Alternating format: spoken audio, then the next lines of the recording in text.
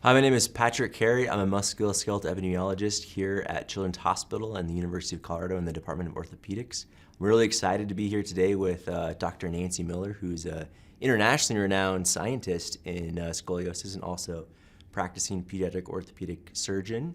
We're here to talk about the state of scoliosis research, some of the things that we're collaborating on, and why we're really excited about the future. But I think any good research starts with a really good story, and I think you have a really interesting story based on your career. So I thought the best way to start this conversation is kind of talk about your experience, or specifically what is scoliosis and how you got interested in it. During my residency, and I was in the era of, I was the only female in my group, and then kids with scoliosis would come in. Scoliosis is a curvature of the spine that is abnormal, meaning you look at the back and there is a curve to the side, essentially. And it's in varying degrees, and unfortunately, females get more severe curves than guys do. So I would go to clinic and I would hear this sigh of relief from the clinical room saying, "Oh my gosh, I'm so glad I got the female doctor." So it started me out that there was a female problem that needed to be addressed, and that's what got me interested in scoliosis as an entity, because it's relatively prevalent. We have school screening programs. Most of you have been through that. But in essence, if you define scoliosis like a geometric curve of greater than 10 degrees, you're talking about 2 to 3% of your prepubescent adolescent individuals have scoliosis. Yeah, very, very interesting. And so that's very much gets into it clinically, but what about research? So what about in your career research-wise? What got you interested in scoliosis research specifically? Well, when I was in my fellowship, which we go through residency and then fellowship, I happened to go to University of Iowa, where Dr. Ignacio Poncetti is, and Dr. Stuart Weinstein. And Stu, who was a great mentor, in Iowa, nobody moves. So great natural history studies regarding a lot of the pediatric problems come out of Iowa. And then when I met Dr. Poncetti, who is more famed for his treatment of clubfoot that got a lot of press on the internet, he actually was extremely interested in scoliosis. And he's from a very famous guy from Spain originally. I never knew that I would have the opportunity to work with him. He was emeritus at the time, but he got interested in me because I had a lab background and said, I've always wanted to know what is the problem with scoliosis. At that time, the Marfan's gene, if you know Marfan's, is a very tall, statured individual, and they get scoliosis. He was thinking it may be related to the soft tissues, such as Marfan's is. Not sure where we lie now, but that was my first interest. Yeah, and so that kind of brings us to the next point is, there's obviously a strong genetic component. And so what got you thinking that there's a genetic component to scoliosis in the first place? Well, the path of my career pretty much, I think, parallels the pathway of research in molecular genetics. And in the beginning, you looked at tissues related to what you're thinking about. For instance, pancreas, you looked at pancreas for diabetes, sugar. However, scoliosis, we started to look at the spine. However, I realized the spines that we were looking at were spines that were very severe, so you couldn't really tell what was the cart or the horse, what was the beginning or the end. So as research went on, there became the ability to look at genetic areas within chromosomes that may come from either your father or your mother. And it became apparent to me that I would see a girl with scoliosis, I would see her sister with scoliosis, their mother had scoliosis.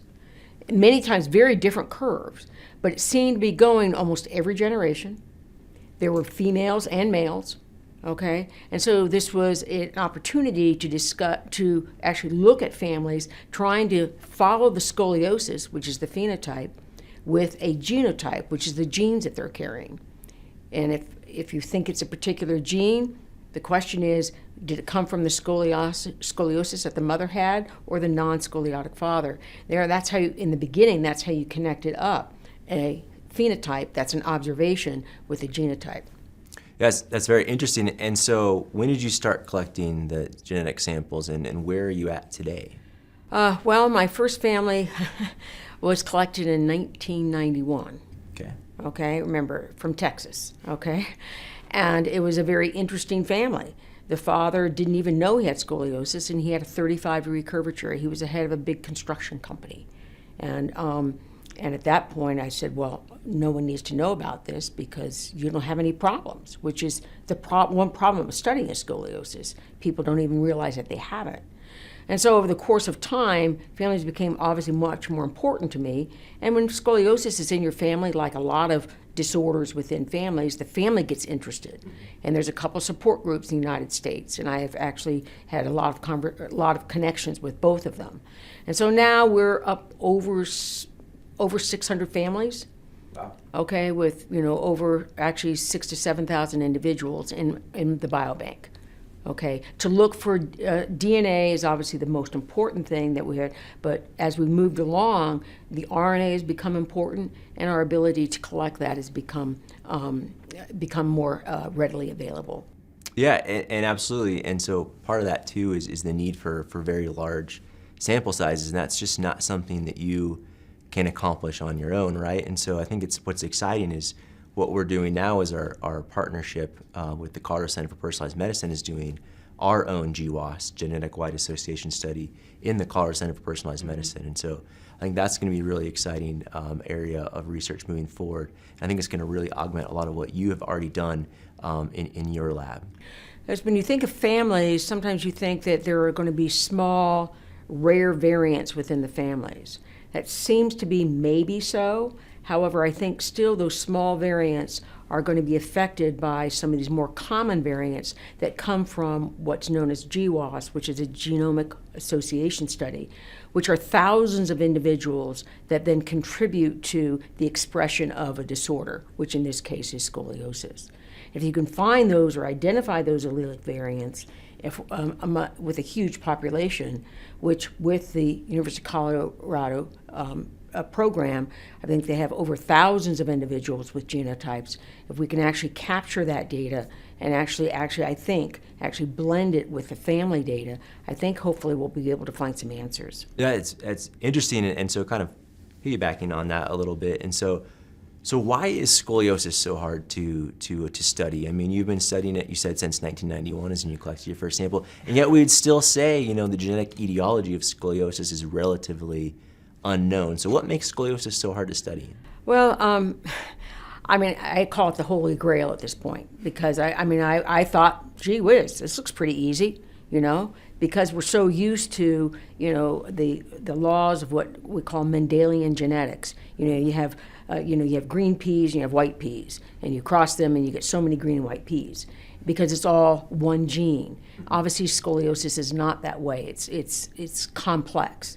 So what's made it difficult is obviously the size of populations that you need in order to study it. Okay, it's very what we call heterogeneic, meaning I see scoliosis in families. Some of them have what's known, we identify them for the size and the way the curve goes, but they all have now different size curvatures. Mm-hmm.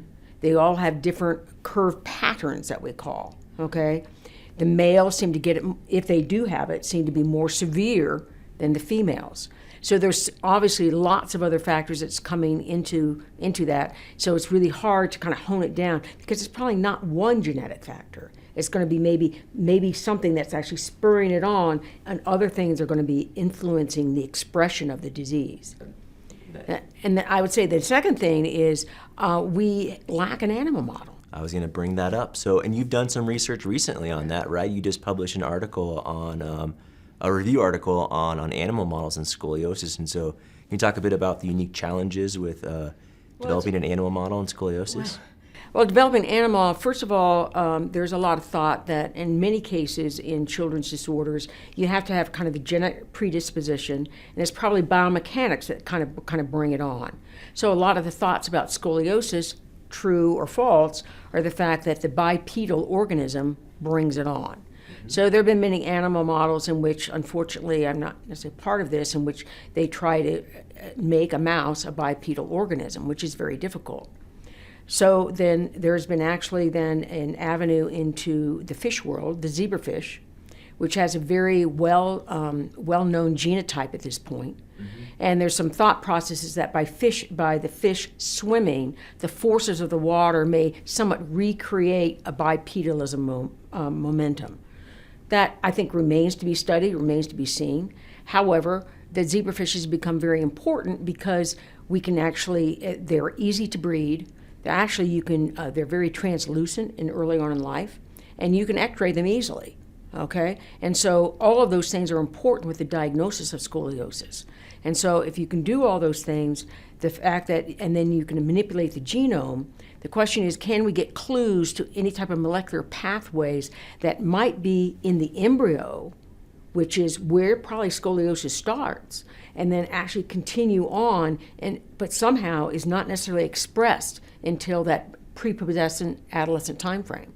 So I think the zebrafish has been an important animal model for us, but still it's challenging to convince a clinician that how important is this information.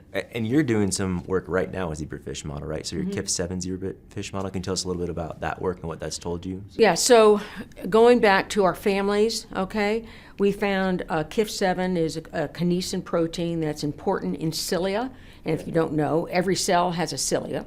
Okay, and so the kinesin protein also regulates, besides regulating the cilia, it also is important what's known as the sonic hedgehog pathway, which is a huge pathway for development of your spine, development of your appendages, huge pathway for what lies on the left side of your body and the right side of your body. And so it's very important early in development. We found a mutation in KIF7 in a family. And it went with scoliosis. Then we went to a very large data bank, and we found 3 or 4 KIF7 mutations. So therefore, it seemed like a reliable candidate, at least to study. So we're able, with the CRISPR, which is a kind of a known technique now of actually changing DNA structure, we actually developed a KIF7 homozygous zebrafish that developed scoliosis. And it develops scoliosis. It's not in the embryo. It develops scoliosis as the fish grows. Interesting. Okay. The other important thing, it doesn't have any brain abnormalities. It doesn't have hydrocephalus. It doesn't have any other abnormalities that we can see that sometimes are related to individuals that have cilia disorders that we know of. So it seems a very isolated animal model in that regard. Yeah, and it's very exciting to see where that work goes, and I think other conversations that we've had in other research avenues is moving a little bit beyond genetics, and so bringing in some of my background in epigenetics, and so really excited to have partnered with you very recently in doing a study about DNA methylation. And so what methylation is, it's the addition of so it's at a CPG island, so it's cytosine, phosphate, guanine, your nucleotides, and so it's the addition of a methyl group to the cytosine. And it changes really the structure of the DNA, the accessibility, it changes how the DNA functions.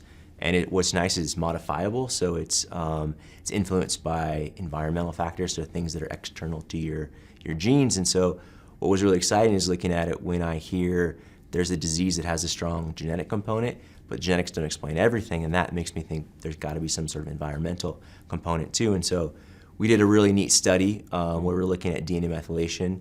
The challenge with the DNA methylation is that that methylation indicates environmental exposures, but it also indicates genetic factors as well. And so the one way around that is if you have 2 individuals that are of differing backgrounds, you don't know whether that methylation difference is due to genes or whether it's due to the environment. But when you have twins, they'll have the same genetics. Identical twins. And so identical twins, so exactly, so that's what we did very recently, is looking at a set of identical twins that had differing levels of curve severity. And so what we did is we looked at whether or not there's a difference in methylation versus the difference in curve severity, and then we mapped that to what areas of the genome are showing up. And I think what was exciting about that, but also parallels exactly what you're just saying, is we saw some hits in areas related to bone metabolism, bone development, but we also saw neurogenesis. We saw some nerve pathways. We saw some other hormonal areas, which kind of supports the idea that it's this multifactorial disease that's affecting all of these different systems together. So that was an interesting additional research as well. Right. So it's becoming, I don't know, I can't say more and more obvious, but we really don't understand idiopathic scoliosis that walks in the door.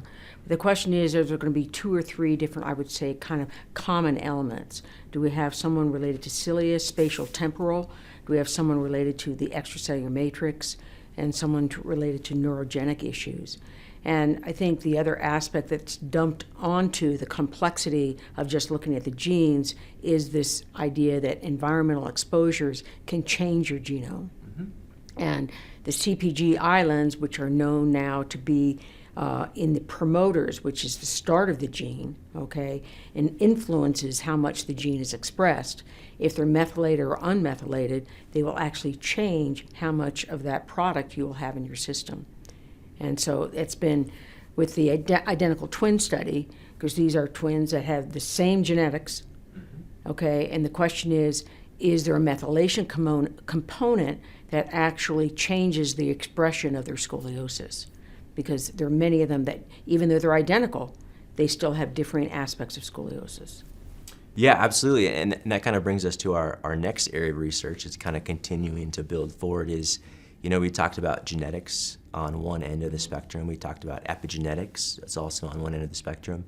And we talked about proteomics. And so what I mean in terms of getting from gene to actual disease, you have all these different biomarkers. And so genetics is on one end and proteomics is on the other. It's closer to the phenotype. It's an exciting biomarker to study, right? Because it has both genetic and it has environmental influences. And so our work right now, and the grant is under review, and so hopefully we will hear back very soon, and we'll be studying the association between protein levels and scoliosis. And I think that's really exciting, because I think that really gets at what you have talked about is the most important clinical question is who progresses and why. Right, like I mentioned earlier on, I mean, there are people, the diagnosis of scoliosis can be difficult, even in families. Families that are interested in scoliosis, people have it, but don't even realize it. So you almost have to have an x-ray. That makes it difficult to study. And then the second aspect is, as you move through scoliosis, what as a clinician, how can I help the people in front of me? Well, the 15-20 degree curvature, if it's going to stay 15-20 degrees, they're going to have a great life, and they're not going to know much about it. But the problem is, or who is that 12-year-old teenage girl who's got a 35-40 degree curvature, who hasn't had her menstrual period, she's still growing. So we know historically by natural history she has a very high chance of progressing. Okay, so how can we actually detect that? And maybe in the 10-year-old when she had a 20 degree curvature, and we don't know that. So one way to look at that, or one way we're approaching that, is through this proteomic study. And what is proteomics? Well, it's actually the most functional clinical tests that primary care or your physicians actually use. For instance, for diabetes, cholesterol, or cholesterol disease. You look at cholesterol. That's a biomarker in your serum, okay? Diabetes, you look at sugar. So is there something related to proteomics that we can actually see in these individuals as they progress? Okay, because that actually, if we can identify that, that will certainly bring us much closer to some sort of translational event into the clinical environment.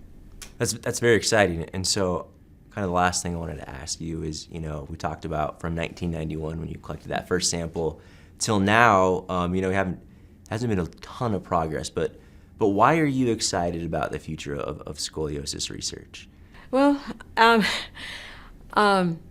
I'll beg to differ. I think there's been a lot of progress, but maybe not progress in the way that we thought it would be in the beginning.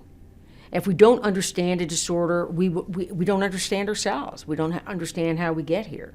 And so what's exciting is we are potentially narrowing down onto different pathways that might exhibit or land up in the phenotype. And to explore really, like we said, we're starting to get larger populations, larger number of physicians who are really interested in clinical translational work. And if we can pass that on to them by understanding the embryonic origins of the spine, which I think this is leading us to, and then what influences it, maybe we can target that molecular pathway with products. And that's become very clear across many disorders now. And I think the science has just become so much more sophisticated. Development of mouse models, zebrafish models, where you knock in genes, knock out genes. You can knock out. I can put a gene in a zebrafish that's only going to land up in cartilage cells. I mean, the science is so advanced for us to learn about how we can actually take like an animal model and develop and point us to a molecular pathway that then could point us truly to clinical translational work. I mean, to fuse a child spine from T10 to L2, that's thoracic and lumbar vertebrae, at the age of 13 and say, have a great life, is not the way we should be treating medicine. We need to find out why she has it and see if we can move to something different. Yeah, I completely agree, and I'm glad to hear that, and I'm excited about scoliosis research, and I'm just looking forward to continued collaborations with you in your lab. Oh, thanks, Patrick. I've known Patrick for a long time, and he's been a great addition for us and for me looking forward to many more years of collaboration.